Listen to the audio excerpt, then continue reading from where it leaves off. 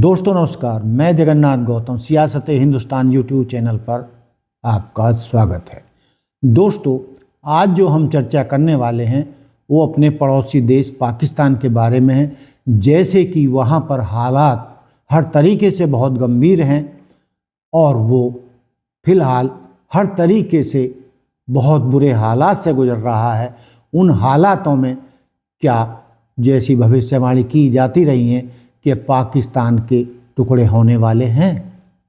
दोस्तों इसी पर हम आज चर्चा करने जा रहे हैं। दोस्तों फिलहाल देश के टुकड़े होने या पूरी तरह बिखरने की संभावना कम है, लेकिन आंतरिक रूप से पाकिस्तान खंड खंड महसूस हो रहा है।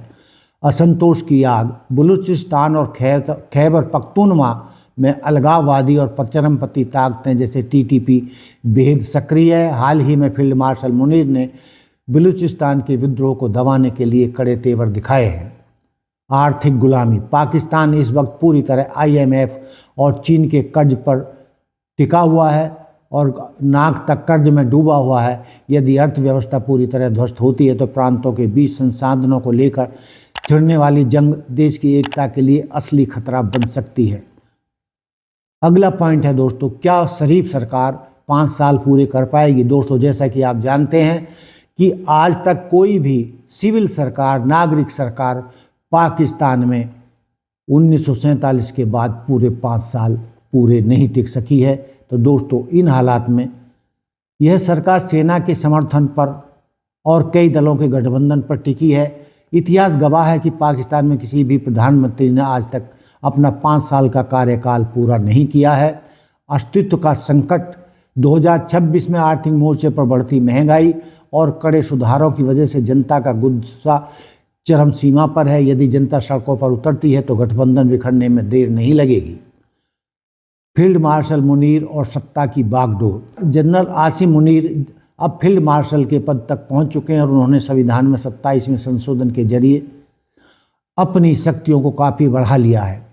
संवैधानिक तख्तापलट, सॉफ्ट कॉप, परंपरागत तख्तापलट के बजाय मुनीर ने संवैधानिक तख्तापलट का रास्ता चुना है। सरकार शहबाज शरीफ की दिखेगी, लेकिन परमाणु हथियार, न्यायपालिका और विदेश नीति सब कुछ नियंत्रण मुनीम के हाथ में ही रहेगा। और सरकार के हेड के रूप में चाहे पाकिस्तान हो क्या कोई और देश हो, पाकिस्तान का वही नेतृत्व कर रहे हैं। वही डोनाल्ड ट्रंप से मिलते हैं, वही चीन में जाकर मिलते हैं। यानी शरीफ के हाथ में नाम के लिए सत्ता है और मोटे तौर पर अब सेना का ही राज पाकिस्तान में है।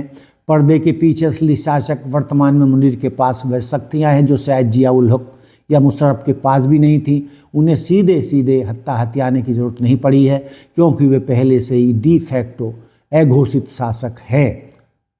अब जेल में बंद इमरान का क्या भविष्य है। इमरान खान के लिए 2026 करो या मरो का साल है।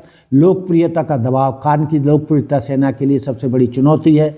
सेना जानती है कि उन्हें ख़त्म करना गृह युद्ध को दावत देना होगा और उन्हें छोड़ना खुद के पैरों पर कुल्हाड़ी मारना है।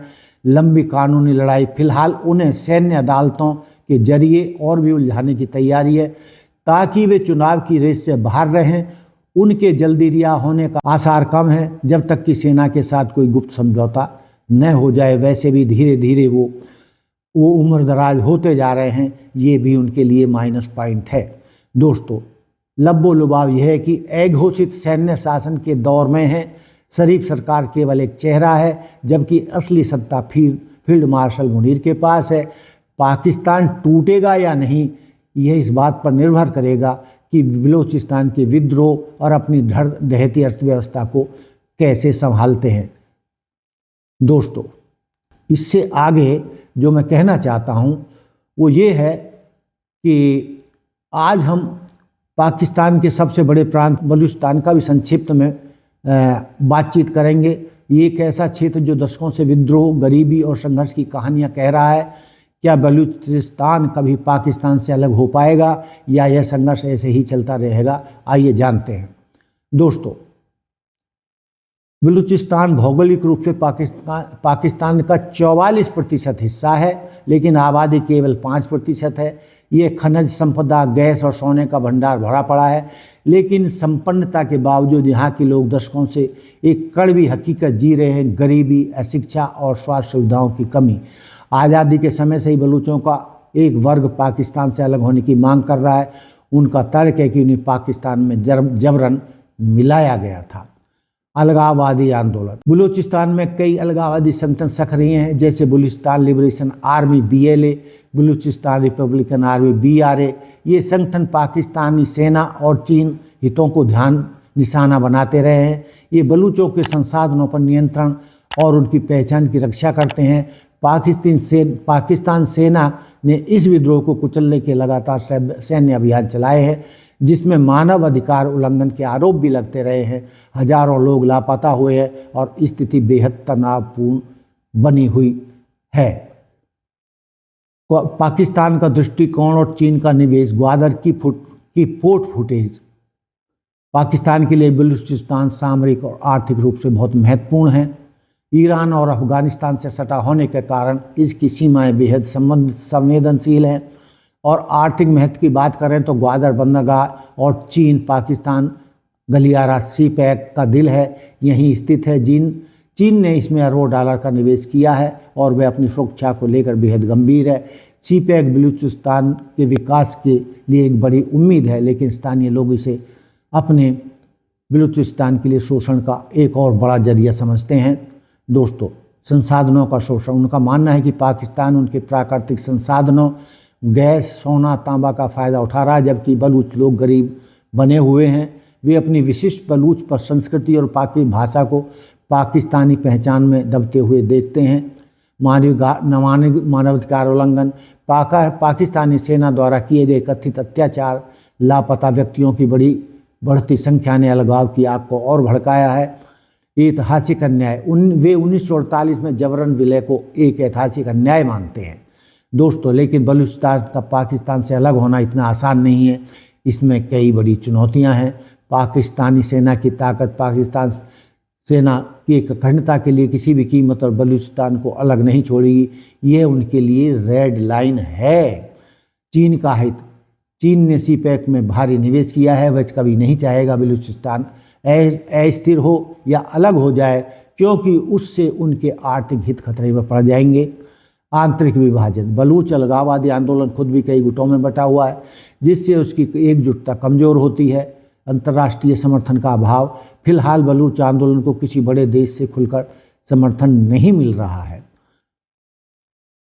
तो क्या बलूचिस्तान कभी पाकिस्तान से अलग हो पाएगा? वर्तमान स्थितियों को देखते हुए इसकी संभावना बेहद कम है। पाकिस्तानी सेना और चीन की मजबूत आर्थिक और रणनीतिक हित इसे होने नहीं देंगे। हालांकि यह भी सच है कि बलूचिस्तान का विद्रोह शांत होने वाला नहीं है। यदि पाकिस्तान बलूचों को उनके अधिकारों और संस्थानों में उचित हिस्सा नहीं देता है, तो यह संघर्ष भविष्य में गंभीर रूप ले सकता है। शायद पूर्ण अलगाव न हो, लेकिन एक अर्थ स्वतंत्र या आर्थिक स्वायत्तता बलूचिस्तान की मांग भविष्य में और जोर पकड़ सकती है।